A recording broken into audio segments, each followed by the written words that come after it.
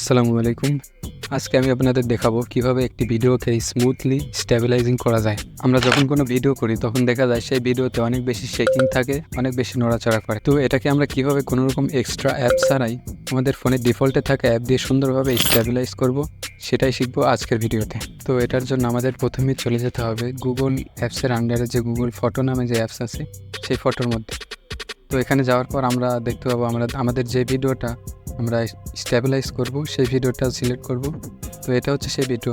এই ভিডিওতে আমরা দেখতে পাচ্ছি অনেক বেশি শেকিং আছে, অনেক বেশি নাড়াচাড়া করতেছে। তো এটাকে আমরা কিভাবে স্টেবিলাইজ করব সেটাই দেখব। তো এটার জন্য আমাদের প্রথমে এডিট অপশানে যাব। এডিট অপশানে যাওয়ার পরে এখানে দেখতে পাবেন শেকিং নামে যে অপশন আছে, এখানে এই অপশনটাতে ক্লিক করবেন। তো এই অপশনটাতে ক্লিক করার পর আস্তে আস্তে একটু সময় নিয়ে স্টেবিলাইজ হওয়া শুরু করবে। তো এটার জন্য আমরা কিছুক্ষণ ওয়েট করব। অলরাইট, তো এখানে দেখতে পাচ্ছেন স্টেবিলাইজ হওয়া শেষ।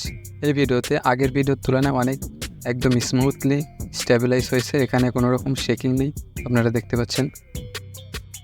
তো আজকের ভিডিও এই পর্যন্তই। এরকম আরও টিউটোরিয়াল ভিডিও পেতে আমাদের চ্যানেলটি সাবস্ক্রাইব করুন।